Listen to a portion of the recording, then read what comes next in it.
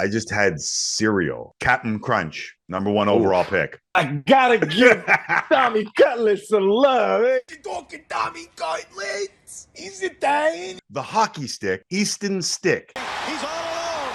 Gretzky, Vancouver zone. He shoots. He scores. The Cinnamon Toast Crunch make the cut. I think CTC is a fan favorite. Sometimes I'm fickle on it. Cinnamon Toast Crunch. Oh, what just happened? I'm gonna be honest, I feel like a mosquito at a nudist colony, Nate. I have no idea where to start. Only 2 teams are eliminated. Like, that's crazy, no? Yeah, that is crazy. But that just goes to show you there hasn't been that separation this year, where at this point in the season, there are a bunch of squads that are mathematically eliminated. But to be honest with you, I like that. I like that we're at this point where there's a ton of good teams that still have a question mark. And then there's these mystery teams just kind of lingering in the background that also have a question mark. Could they be the Cinderella story? Time will tell. I'm here for it, though. I'm here for it. I'm also here for the backups thrown into the fire. Like, part of me loves it because so many of them are in the hunt and they can't be babied. I'm going to have to read this, so forgive the sheet of paper here. Which of these backups do you believe can get their team in the greatest position? Nick Mullins is the 4th Viking starting quarterback in 7 games. Jake Browning's on a heater. Zach Wilson's coming off his best game. Davis Mills may have to go for the Texans. Joey Flacco's a thing again. Gardner Minshew, Mitch Trubisky, Aiden O'Connell, the hockey stick, literally Easton Stick. That is something that every hockey-playing kid around my age wanted because Gretzky had an Easton Stick. He is now the quarterback of the Chargers. Or don't let me forget, your boy, Tommy Cutlets. Yeah, you know, something is trying to pop up in the screen. I can't fight it, but I gotta give Tommy Cutlets some love. Hey, first of all, shout out to Tommy Cutlets. And shout out to his agent. Bro, when they showed him at the game, I'm like, wait a minute. Okay, because we know he picked his outfit out the night before. So I'm trying to wonder, was he watching mafia movies? And it was like, yeah, I want that. I want the lawyer that got the mob off of all the charges. I'm wearing that at the game. I'm gonna say this. I love it. Shout out to him, shout out to his agent. The energy out here is crazy. You know, it's Giants fans galore in New Jersey and New York, and they are feeling it. You know, and shout out to the Italian brothers and sisters out there. They having a moment, and so is Tommy. Hold on. Can I just say something about, like, I am not one to lean into stereotypes, but when I tuned in Monday night and everyone, including the DeVito family, was leaning into the stereotypes, I'm like, bro, he came out the tunnel like this. I know, like, what are I respect it. You got to lean into it. His agent had the chain with the Italian horn on it. Man, full respect to him and his team. They have him on. And listen, why not? You already have a quarterback or a couple of quarterbacks in front of you, established veterans. One guy's on a big-time $100 million deal. And Daniel Jones, Tyrod Taylor, who, you know, is always finding himself on a roster. Tommy DeVito's like, look, I might as well let it fly. And what he did in that last game, I believe he earned himself a job in this league for a long time. It only takes a moment. Really? Now you can forever be a backup. We know that. He can forever be a good backup for the rest of his career. So at the very minimum, this dude is going to be making $2 million for the next 10 years. $2 million annually. Like, that's pretty fire.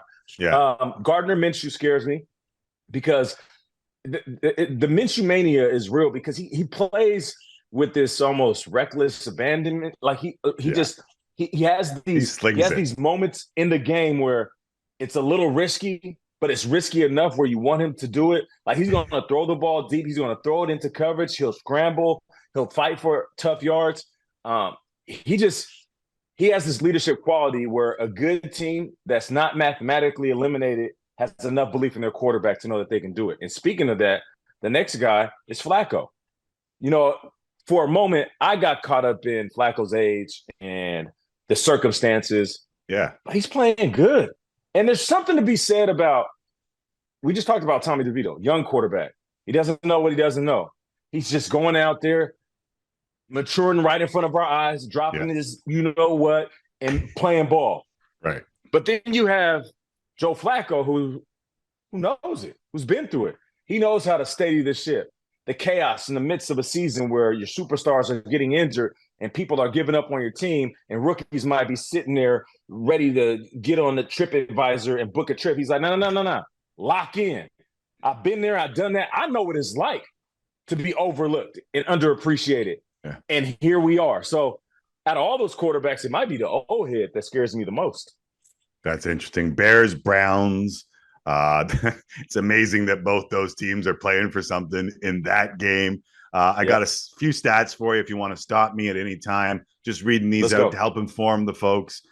Browning, just the second quarterback since 1950 with a completion percentage of 70 or higher and a passer rating of 95 or higher in each of his first 3 starts in the National Football League.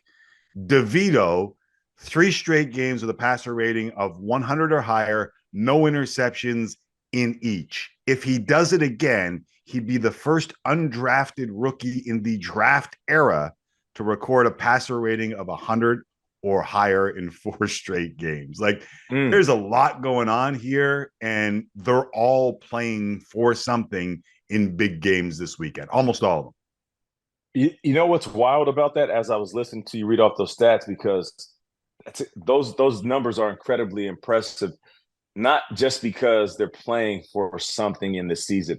Like, let's just remove the playoff implications and where teams stand right now. You know what the common thread is? And let's also throw in Brock Purdy when he was sitting behind Garoppolo and they drafted Trey Lance. Yep. The common thread is these guys are playing behind superstar, big paid quarterbacks, which allows them, I truly do believe this, they go out and play with a free spirit. Now imagine if they were on a team where they were actually fighting for their job and it was equal pay and, it's a quarterback competition. Guys usually shrink and they get a little tight. But all of these guys are like, I'm pretty sure their agent, their family, their dad, they're like, yo, go out there and let it rip. Like, you will never play more free football than now. Like, even if you luck up and land the big deal, you will get criticized forever for your mistakes. Now people will praise you for your guts. And that's why these guys are out there letting it fly. And it's impressive, and I love to see it. Yeah, and the other thing is the coaches can't baby them because they're playing for a playoff spot. You got to open up the playbook. Yeah, let them go. All right, so the Bills being favored over the Cowboys feels like it brings together 2 of the things that we have talked about maybe the most this year. Can the Bills beat the injuries and their own confidence? And can the Cowboys be great, not just good? They have come together in upstate New York, Nate Dogg, in some sort of synergy that allows us to tackle both of those in one game. It's unreal, because I was talking to a couple of friends and they're like, don't count out the Bills. Don't count out the Bills. And I'm looking at them like they were Dumb and Dumber. And then the Bills beat the Chiefs and they do something like that and totally redeem themselves. And I'm sitting back like, yo, we were sitting there about to bury these guys. Yeah. You got injuries. You got coach in the headlines. You got Josh Allen being criticized. Rumors of Steph Diggs not being happy. And all of a sudden, these guys are just quietly swinging away, just chopping wood. And this tree is starting to fall. I don't see them beating the Cowboys. I don't see that happening. Okay. I do feel like if they did, it would be a statement that it will reverberate larger in the locker room than across the league, because the team needs this more than anything. I just feel like the Cowboys, they're on the heater right now, and they are in such a competitive zen. It's like they reached a point and they're playing well on all levels, defense, offense, running the ball, passing the ball. The coach is even calling the best plays that he has called in a long time. And they found that zen, and they're just sticking there. There hasn't been that much of a dip for the Cowboys. There was a little in the beginning of the season, but what we've seen over the last month or so, they look like one of the scariest, if not the scariest team in the league. All right. That's going to be an interesting one. The only thing I'll say is I think that its interconference may play a role because they don't know each other that well. That's true. So That's true. You might get away with things that you wouldn't get away with, say, playing the Eagles. But it's an opportunistic defense, and Josh, he can be risky. You know what I mean? And I know it's like risk and reward with Josh, because what makes him great sometimes puts his team in a bad position because a ball might be thrown a little bit off target. I just feel like this defense, you play around with them, throw it a little off, these guys are going to make play after play on you. All right. So the MVP race also heating up. We can throw Dak Prescott into that mix right now. Kyle Shanahan was asked about his guys, and he didn't want to choose between Purdy and Run CMC. He also said, if any non-QB wins, it has to be McCaffrey. I almost feel like the Monday nighter as the Dolphins lost to Tennessee was proof of just how valuable Tyreek Hill is to the Fish, because like everyone was healthy. They should have walloped the Titans, and they didn't. They got opportunity after opportunity. Listen, I'm going to separate my shoulder, patting ourselves on the back, because we have been ahead of the curve on this MVP vote and how interesting it was going to be for weeks now. And we all evolve. It's good to evolve. Has your opinion changed? You said to me a couple of weeks ago, Tyreek Hill should be the MVP. First ever wide receiver to be an MVP. Has your opinion changed since you said a couple of weeks ago that Tyreek Hill should win? The loss hurts a little bit. The lack of numbers hurt a little bit. And him being hurt hurts a little bit. We'll see what happens as he bounces back. I do still feel like he can eclipse the 2,000 yards. So my opinion hasn't changed on Tyreek. I do believe if this is going to be the non-QB year, Tyreek should be at the top of the charts, because like you said, there are glaring examples of if Tyreek is banged up or hobbled, this offense isn't the same. And we all know without Tyreek on this team, forget about them having a good season and us praising Mike McDaniel, which he is a good coach. Even Tua's growth and our respect for him has changed. Now, Tua has improved. He has become a better quarterback, but having Tyreek it gives you something. It's just like when Moss was attached to Culpepper, or when Calvin Johnson was attached to Stafford. It just helps a good quarterback look great. Now, what Kyle Shanahan is saying about it being McCaffrey if it's not a QB, I get that, and I understand that, and I respect it. McCaffrey's on a tear. But if I'm just looking at that team, forget about the rest of the league. If I'm just looking at Purdy and McCaffrey, now mind you, I'm a big McCaffrey fan. Huge. Yeah. I think he is going to go down when it's all said and done. We're going to give him more respect when he leaves the game than when he played. What he did as a running back dual threat, I mean, he's the reincarnation of LaDainian Tomlinson, Marshall Faulk, with an occasional Walter Payton in there, because he can run tough. Like, people don't give him credit. That dude is a tough ass running back. So enough of the praise. But if I had to pick between the two, I'm going with Purdy on that team. I know people are sitting back saying, well, Nate, okay, so you have Christian McCaffrey and Brock Purdy on the same team. Of course it's McCaffrey, right? He's holding down the squad. He's a bigger name. It's a sexier pick. Yeah, but I feel like if you remove McCaffrey from that team, I'm not saying they'll be the same, but I have enough trust in Kyle Shanahan that this offense will have a rotation of running backs that collectively can get close to what McCaffrey brings to the table. I believe if you remove Purdy from this team, they're not the same squad, period. I mean, and recent history has shown us that. You know what I mean? There were so-called better quarterbacks, higher drafted and higher rated quarterbacks in Garoppolo and Trey Lance that had the opportunity. And this team looked completely different. Right. So I feel like Purdy, as much as we are complimenting all of these different pieces, we are neglecting the one piece that you can't remove. Right. We've seen Debo a little banged up. I'm not saying that Debo isn't great. We've seen George Kittle a little bit banged up and not put up 100 yards in the game. We've seen McCaffrey a little banged up. If Brock Purdy's playing well, this team is cooking. That's why I feel like he deserves the MVP consideration. The truth is they all help each other a little bit. Like everything that you said, like the fact that no one can stack the box because they can throw the ball, two such dangerous players makes McCaffrey better. The fact that Purdy can throw the ball forces people not to be able to, like all of the pieces help each other. That said, I have one stat that I'd just like to throw at you about what Christian McCaffrey is doing, and I'm going to read it again. Okay. Run CMC has led the league in rushing after every week this season, wire to wire so far. And he's 250 or so ahead of Raheem Mostert. If he goes wire to wire, he'd be just the fourth dude since the merger to accomplish the wire to wire leading after every week. Do you want to do instant trivia and try and name the other three, or do you want me to just roll out the other three?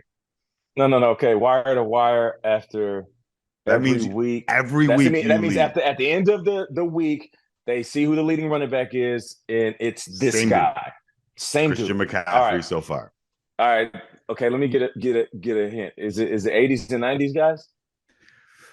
I would say we got a 90s guy. Okay, so let me Emmitt Smith on there? Emmitt Smith, 1995. That's one. Sean Alexander? No. LaDainian Tomlinson? No. Whoa. Yes. That's Marshall what makes Faulk? this impressive. No, sir. Jeez. So let's rewind. Give me the other two. Let's rewind. Barry Sanders? Got the helmet back here. Not even Barry Sanders did this. The other two dudes to do it besides Emmitt Smith and so far Christian McCaffrey, 1977, your boy Sweetness. He's over there, Walter Payton. And in 1973, O.J. Simpson did it. My question is, did the Juice do it? No, I'm kidding. Don't answer that. All three of those guys won the Super Bowl or the MVP that year. That's kind of crazy, and I just wanted to bring it to the table. That's a great nugget. And see, after you throw that out there, it does change my perspective. We're talking week in and week out. There's no one better at my position, and my team is winning. And for what it's worth, the offense is based around the run opening up the pass. It's hard to argue Christian McCaffrey. If they give CMC that, like, I'm not gonna bat an eye.